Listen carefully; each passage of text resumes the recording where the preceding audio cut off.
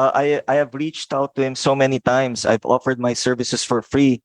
I even said that kung meron ako makukuhang attorney's fees dito, bibigay ko sa kanya. Natatakot si Banjola? Like the legal services of Fortune, dinideny niya? Nalulungkot po ako. Hindi ko siguro ako magaling na abogado.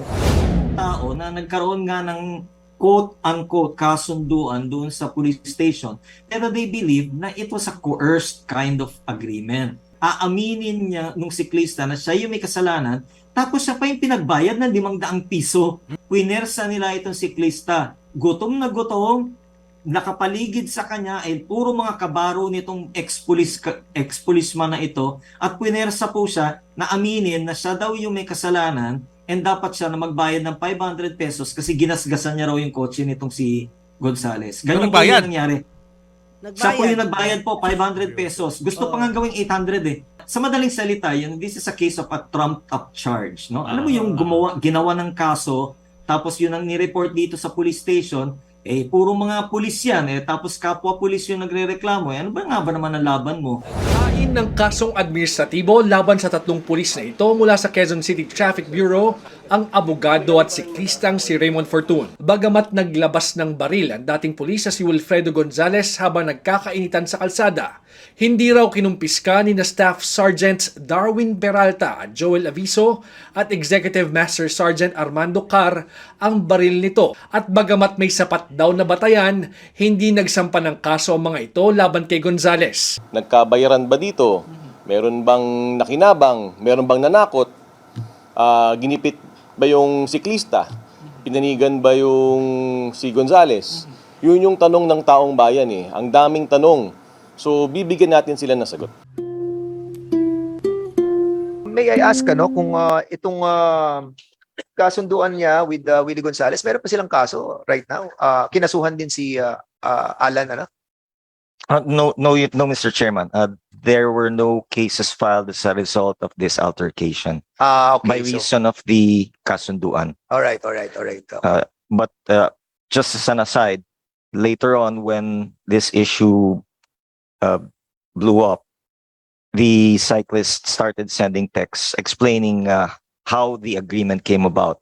I attached a copy of the two texts he sent, wherein he explained that, that he was forced to pay 500 pesos, that what he was being charged with had no factual basis. Okay. So that's the reason why medyo nakakainit din ng ulo 'yon, no.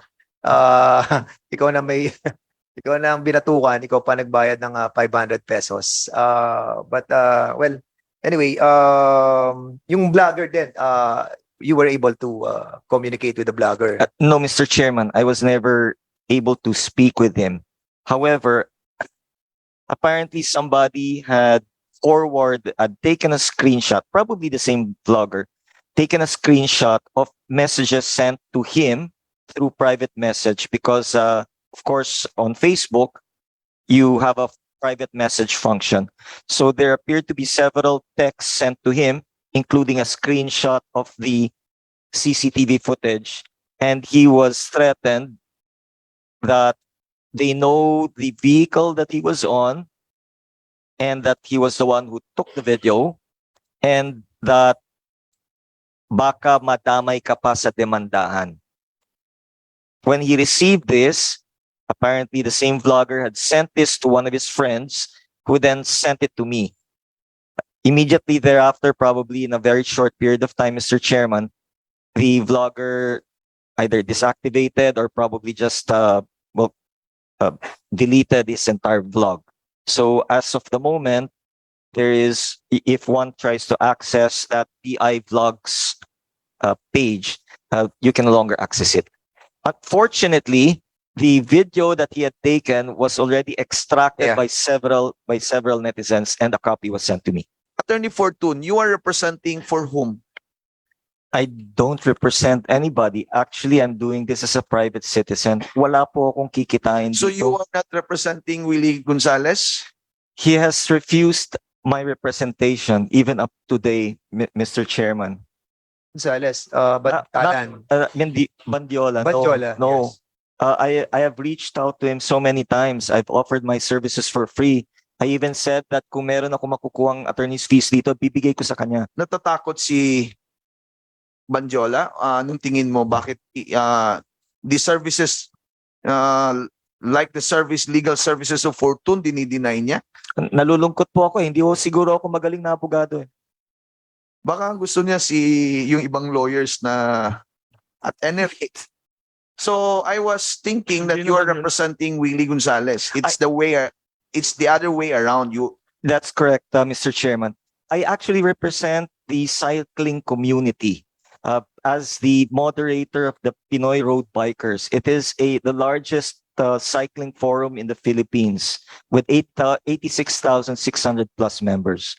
And we So- are all outraged by this. We don't want this to happen to any of us. Yeah, exactly.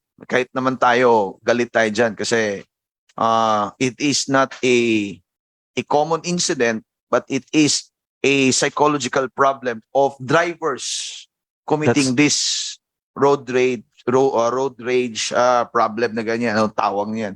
At That's any correct. rate, Mr. Fortune, Attorney Fortune, Yes, Mr. when Chair. your manifestation or your statement just earlier, you mentioned about crafting laws Yes, Mr. Chairman. and at any rate, in any manner, amending existing laws. That's correct, Mr. Chairman. Oh, sinabi mo kanina, you are willing to work with Bandiola pro bono. Definitely, Mr. Chairman. Can you work with us pro bono Yes, Mr. in Chairman. crafting new laws? I And will at the help same you, time, Mr. Chairman. thank you very much. I'll contact with you, Attorney Fortune. Thank you. I will expect it, Mr. Chair. Okay, thank you so much, Attorney Fortune. Would you agree with me? Ano? Kasi yung anak ko, si board member Dancel Fernandez, cyclist din siya, member din siya ng organization. And basically, siya yung nagsabi sa akin ng issue na yan. And when he mentioned me about this issue, I was a bit aghast, ano to, ba't na mayroong ganito? So I was able to watch the video. And considering the outcome of all the thing that has transpired, would you consider this as a people's victory? Kasi we can say that after all the comments and the outbursts of the damdamin of feeling of all this citizenry, we were able to revoke the LTO. We were able to yung car registration, it was suspended, I think. And at the same time, kaya na nga, si General Torre, who happens and unfortunately, nangyaring incident yon, he resigned from his position. And the action that was taken by you with this video trigger all of these things. So can you somehow state this on this committee that it is a people's victory dahil nga yung participation nila do sa governance ng ating gobyerno ay kitang-kita natin yung kanilang partisipasyon. Mr. Chairman, I recognize really the efforts made by the people to bring this matter to the attention of all the authorities. In a way, the people's participation were very instrumental for us to be here right now. But I cannot consider it as a victory. Parang second quarter lang no? Sa basketball po, fourth quarter. Doon malalaman natin kung sino yung nandun mas maraming puntos sa dulo, sila yung panalo. Huwag na po natin isipin yung Philippines versus Angola. No, in all sincerity, this thing happened because there appears to be a failure on the part of existing laws to protect the citizenry. If people with guns who are not deserving to handle guns are allowed, then this thing will be repeated. Yeah. Now, secondly is that especially the community that is most vulnerable, cyclists, helmet lang po talaga yung meron kami. Motorcyclists, at least, they have their jackets. Yeah. Somehow there's some protection somewhere. Other motorists, they have their own vehicles, so somehow they can still go away. But cyclists, you can already see, sinagi lang ng konti, nahinto na siya.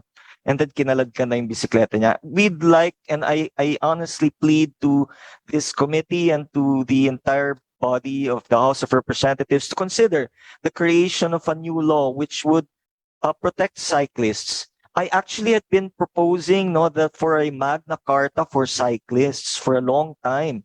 We can set it up already. I make it a rule about those lights in front and at the back, or maybe reflectors. There's no law like that right now. How about a law mandating putting helmets on? How about a law which now gives incentives to businesses to provide shower facilities so that people would be more encouraged to use their bicycles in going to work and going home? Because this would be helpful to decongest our streets as well. This is going to be very, very helpful. How about laws in order to give discounts to owners or those suppliers of bicycle parts?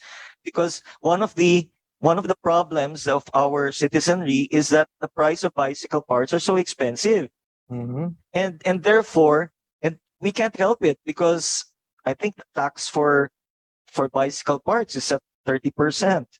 It should be lower than that, so that our citizenry would be able to purchase the parts at a cheaper price, and they would be more encouraged to ride their bicycle. So, on several fronts. Lastly, Mr. Chairman, people would be more encouraged to ride their bicycles if they feel safe. Yeah. And That includes also the infrastructure involved, yeah, which correct. means the bicycle lanes themselves have to be well maintained, properly lit. No, wag na po yung cat eye, no? Hindi na well, pwede na din, no, especially at night. But there are so many laws that can be created and crafted for the benefit of cyclists, no? And also those companies who encourage their employees to report to work using bicycles. Tax incentives, exemptions. Employees who go to work are given an additional exemption. I think there's so many laws and there are none right now. I submit, Mr. Chair. Yeah, okay. I agree with you, no, with regards the new law that will be created regarding the protection of our cyclists. Alam natin na talagang wala pa tayong laws that govern our cyclists, but there are certain laws already that are existing, and I think one of the problems of the laws that we have is the implementation. Would you agree with that? That somehow nagkaroon ng failure do sa implementation that we have already been implementing. At siguro nga I think nga katulad itong Republic Act 3815 na kay-increase lang natin yung penalty. But still nangyayari yung gatong mga klase ng crime. And siguro it's high time that we need to see also the betterment of our cyclists, considering that it is the cheapest form of transportation, no, ng ating pong mga kababayan. At it's high time also to discuss this in Congress. And I believe Senator Pia Cayetano ay meron siyang bill regarding this. And I don't know yet in the House of Representatives. Siguro we'll be trying to find out and join the good senator to craft that bill as well here in the House of Representatives.